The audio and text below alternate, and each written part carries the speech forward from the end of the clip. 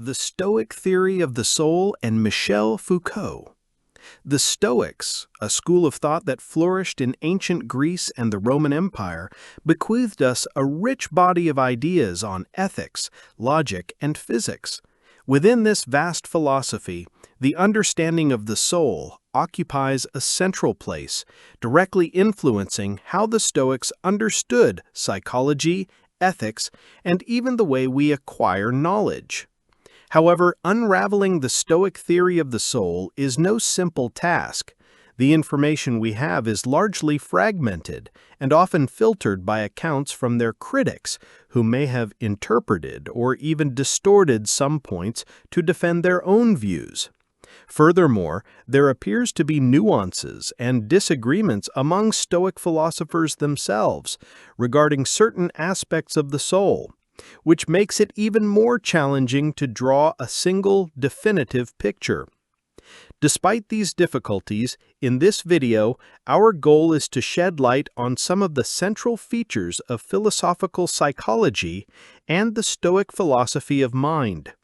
Let's explore what they understood by soul, what its main faculties were, and most importantly, how this theory can be applied in our daily lives to cultivate a more virtuous and serene life. The soul as a vital and rational principle. For the Stoics, the soul was not a separate entity from the body, as other philosophical schools of thought argued. They conceived of it as the vital principle, the force that animates the organism and gives it its capabilities. More than that, the soul was intrinsically linked to reason, logos. They believed that the human soul was a portion of cosmic reason, the divine intelligence that permeates the entire universe and governs it according to natural and rational laws. This connection with the cosmic logos was fundamental to the Stoic understanding of human nature and our place in the world. Think of it as a divine spark within each of us, enabling us to think, discern, and act in alignment with the universal order. The faculties of the soul, understanding our inner workings.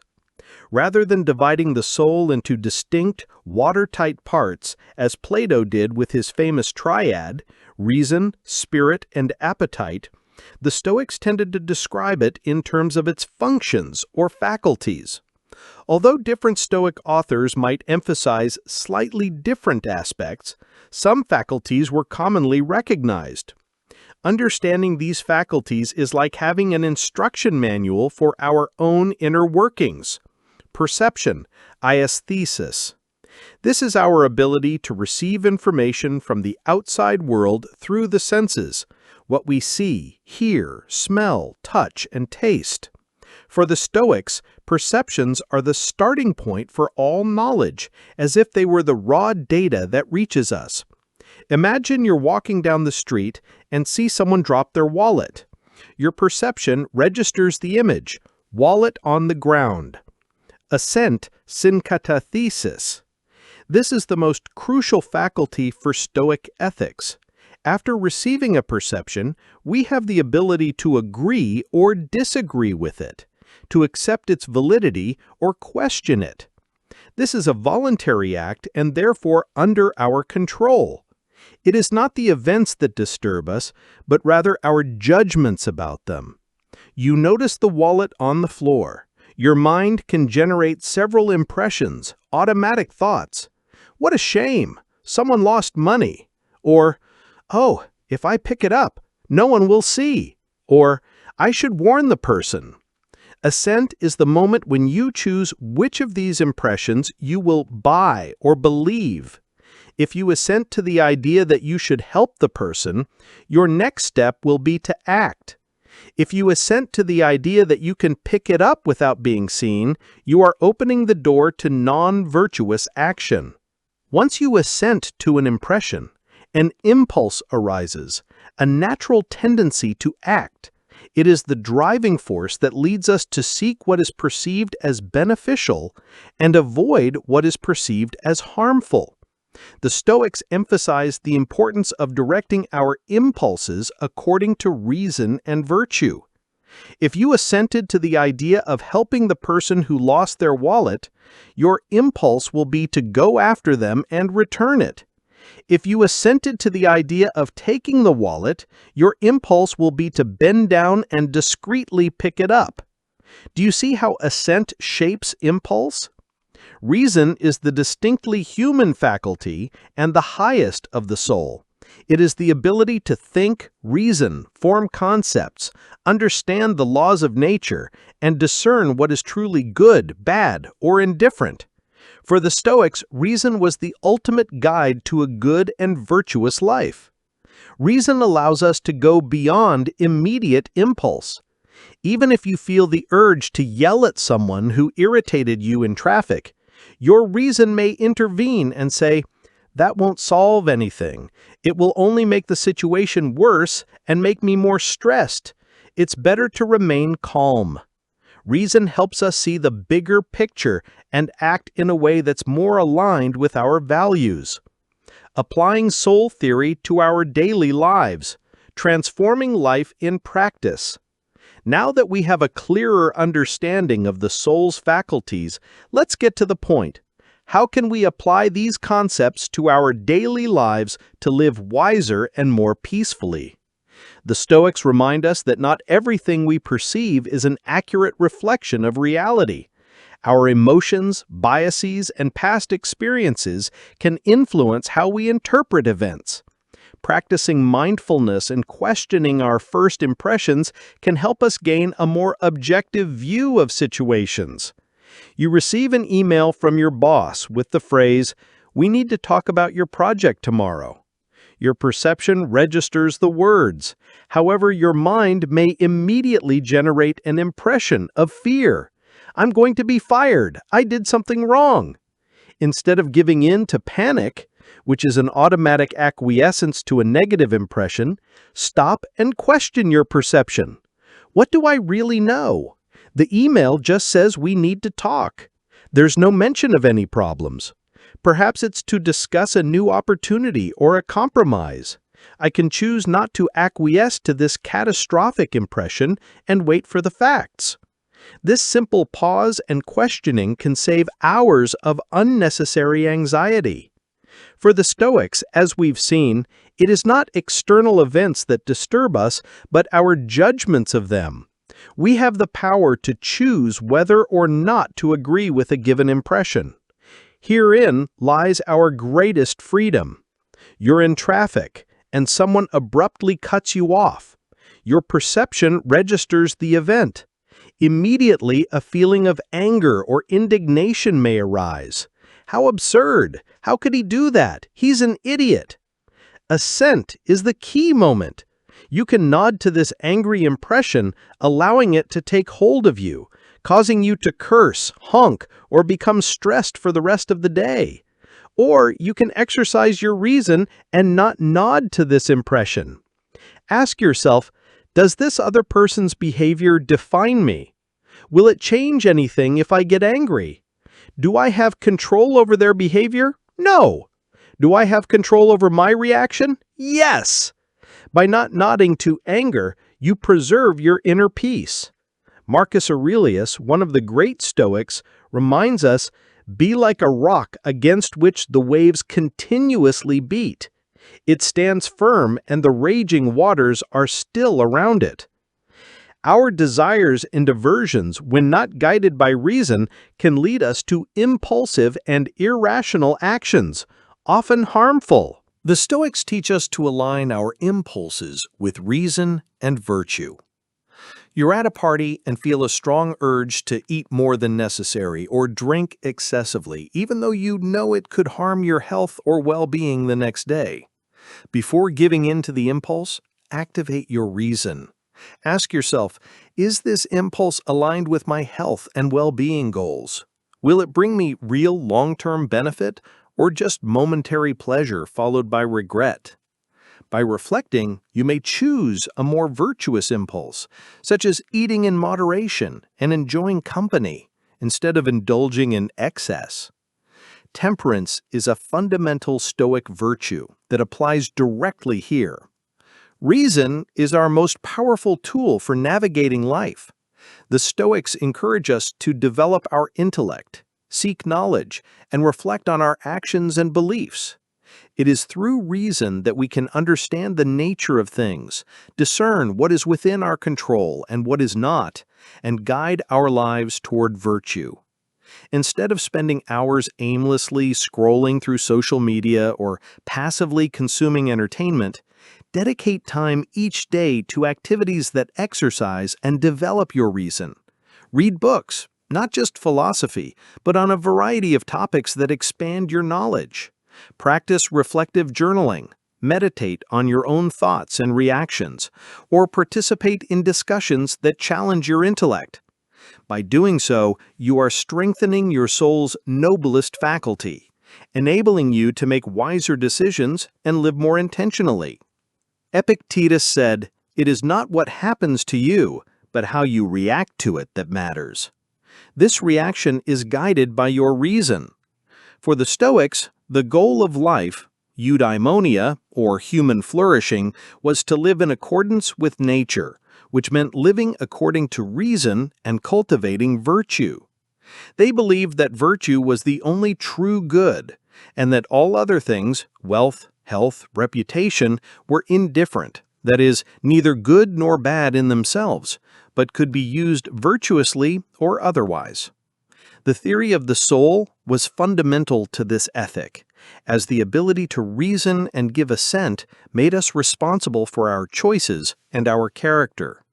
By cultivating wisdom, justice, courage, and temperance, the four cardinal virtues of Stoicism, we would be developing the full potential of our rational soul.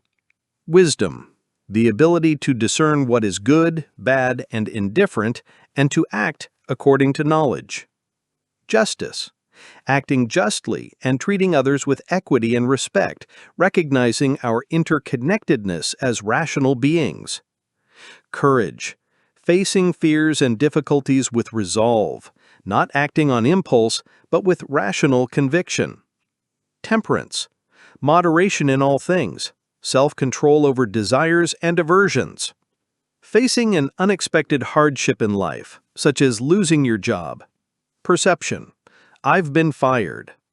Initial impressions, fear, anger, despair, my life is over. Assent, choice. You can assent to despair and indulge in self-pity, or you can, through reason, reject these negative impressions. Reason in action. Your reason will remind you, losing my job is an external event not under my direct control. My value as a person is not diminished by it. What is within my control is how I react to it. Instead of an impulse to give up, reason will guide you to seek new opportunities, develop new skills, and use this time to reflect on your life goals. Here you exercise the courage to face the unknown, the wisdom to plan your next step, and the temperance to manage your emotions. A dialogue and contrast with Michel Foucault, the soul from another perspective. Now, to enrich our understanding, let us introduce a very different but equally thought-provoking perspective, that of the French philosopher Michel Foucault. While the Stoics sought a universal truth and a rational soul as the basis for ethics, Foucault, throughout much of his work, invites us to question the very idea of an immutable truth or human nature. Foucault would not speak of a theory of the soul in the Stoic sense of an inherent essence. For him, the very notion of soul or subject is a historical and cultural product, constructed through discourses and practices of power. Rather than seeking a universal soul, Foucault was interested in how individuals are constituted as subjects within systems of knowledge and power. The soul as an effect of power. For Foucault, the soul we know in Western society is not a natural entity, but something that has been produced and invested by power. He argues that disciplines such as psychology, psychiatry, and pedagogy, in attempting to understand, classify, and quote-unquote heal the soul, actually create and shape it within certain standards of normality. Practical contrast. If for the Stoic, anxiety is a result of irrational judgments about external events, and the rational soul can correct them, for Foucault, the very category of anxiety and the ways we treat it are products of specific knowledge and powers, medical, psychological, that define what a normal state of the soul is and how deviations should be corrected. The technologies of the self, a curious bridge. Despite their significant differences, there is one point where Foucault and the Stoics converge: the technologies of the self. In his later works, Foucault explored the ascetic practices and disciplines that the ancients, including the Stoics, employed to self-constitute. He viewed Marcus Aurelius's diary, for example, not just as a record of thoughts, but as an active tool for the formation of the self. Practical connection: when a Stoic practices daily self-examination, journaling, or meditations on death, memento mori, they are engaging in a technology of the self. For Foucault, these are not just ways of discovering a pre-existing soul, but rather active ways of shaping and governing oneself. Think about how you use wellness apps or productivity routines. For Foucault, these are modern technologies of the self, shaping us in specific ways, often without us being aware of the power relations and discourses that sustain them. The critique of regimes of truth. While the Stoics sought universal truth through reason, Foucault would have us ask, what kind of truth are we seeking, and for what purpose? Who defines what truth is? He argues that each society has its own regimes of truth, that is, the types of discourses that are accepted and function as true, and the mechanisms that allow us to distinguish truth from falsehood. Practical reflection. For the Stoic, reason should lead us to universal truths, such as the impermanence of external things. For Foucault, even this truth about impermanence exists within a given philosophical discourse. He would encourage us to question, why has this truth become so important? What effects does it have on how we behave and how society is organized? In our daily lives, this means being critical of the truths imposed by the media, experts, or authorities. Is the concept of success sold to us truly what will make us flourish? Foucault invites us to denaturalize these truths and see how they operate to discipline us. The Stoic theory of the soul, though complex and sometimes fragmented, offers valuable insights into human nature and the path to a fuller and more virtuous life. By understanding the soul as a vital and rational principle, with faculties such as perception, assent, impulse, and reason, we can learn to manage our impressions, control our judgments, direct our impulses, and cultivate our capacity for reason. However, in dialogue with Michel Foucault, we are reminded that our own understanding of the soul and the self is not immune to external influences. The Foucauldian perspective challenges us to view practices of self-knowledge, including Stoic ones, not only as individual acts of virtue, but also as technologies of the self, embedded in regimes of truth and power relations. This does not diminish the value of Stoicism, but rather enriches it. We can practice controlling assent, cultivating reason, and pursuing virtue, while simultaneously developing a critical awareness of how the ideas of soul, normality, and happiness are socially constructed. True wisdom, perhaps, lies in integrating Stoic autonomy and responsibility with Foucault's critical lucidity, living a virtuous life while constantly questioning the structures that shape who we think we are. Leave your comments and reflections on the Stoic theory of the soul and the dialogue with Michel Foucault.